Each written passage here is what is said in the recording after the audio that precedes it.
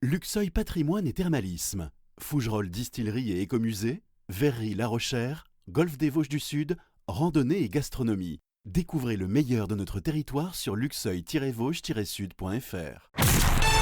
Comtoise Radio, l'actu dans les Vosges saunoises, Jean-Pierre Poinceau. Bonjour, c'est une cérémonie des vœux particulière, celle de la base aérienne 116.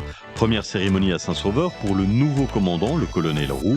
L'occasion pour lui de revenir sur une année 2024 intense pour la base. Elle a été marquée notamment par sa participation à la sécurisation des Jeux Olympiques. La base aérienne a vraiment fait partie de l'équipe de France de la sécurité en assurant la protection des sites olympiques et de nombreux autres sites avec ses avions qui assuraient la protection du ciel, ses systèmes de lutte anti-drone et puis l'ensemble de son personnel qui était présent sur le terrain. La base aérienne s'est distinguée dans ce cadre-là.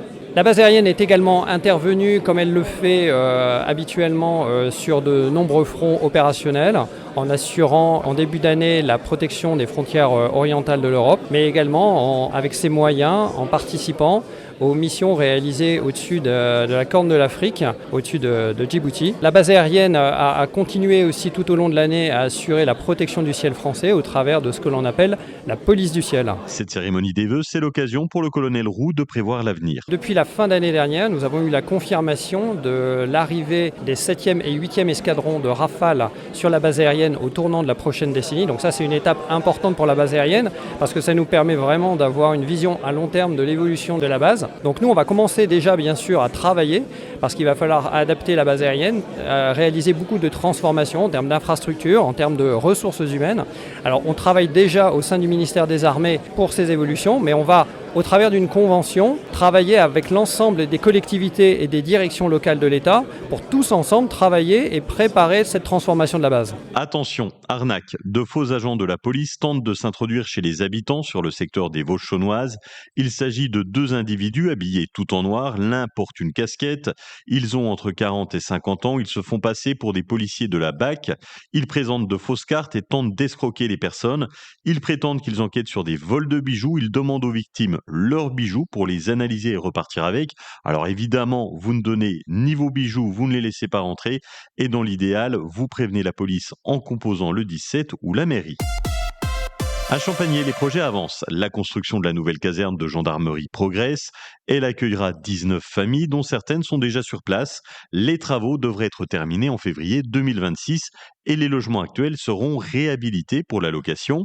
Les passerelles de la voie verte sont en place, ce qui facilite le déplacement des collégiens. Et la prochaine étape, sécuriser la rue Brosset et aménager les quais pour les bus. Et puis, plusieurs travaux sont en projet ou en cours. La réfection du viaduc rue Proudhon, la sécurisation rue du Ballon, ou encore la rénovation énergétique de l'école maternelle. L'association Les Joggeurs du Cœur organise dimanche son premier événement. Le but, aider la recherche contre la maladie de Charcot. C'est une marche et une course solidaire au stade Maroselli de Luxeuil ce dimanche. Laurie Monet de l'association Les Joggeurs du Cœur. L'événement commence à 9h30 par un échauffement collectif animé par Athlé 70. Le départ de course est à 10h. Nous avons deux parcours, un parcours de 6 km et un deuxième parcours de 11 km. Les inscriptions se font sur place sur la base de dons libres. Deuxième partie de l'événement, une séance cinéma à l'espace Molière de Luxeuil pour sensibiliser à la maladie de Charcot. C'est un documentaire qui s'appelle Invincible été, qui est réalisé par Stéphanie Pilonka sur le combat d'un homme qui est atteint par la maladie de Charcot et qui s'appelle Olivier Goy. La diffusion du cinéma est à 17h30 et l'ouverture des portes est à 17h. L'entrée est gratuite, toujours sur la base de dons libres. Les dons sont reversés à l'association Arsla pour lutter contre la maladie de Charcot. À Fougerolles, la troupe Les Théatins remonte bientôt sur les planches avec une pièce qui s'appelle C'est pas gagné. C'est une comédie autour d'un gain de 13 millions d'euros au loto et des tensions évidemment entre les amis. Ça sera joué début mars à la salle des fêtes de Fougerolles-Saint-Valbert. La météo cet après-midi sur les Vosges saunoises, nous avons un ciel gris, un temps sec avec 7 degrés au maximum, 4 au Val d'Ajol, 5 à Luxeuil, Sainte-Marie-en-Chanois, Saint-Loup et Fougerolles, 6 degrés à Lure, Magny-Jobert, Sceaux et Vellorcé, 7 à Vesoul. Demain, un ciel nuageux le matin avec de 3 à 5 degrés au réveil et quelques éclaircies l'après-midi avec 11 degrés au mieux.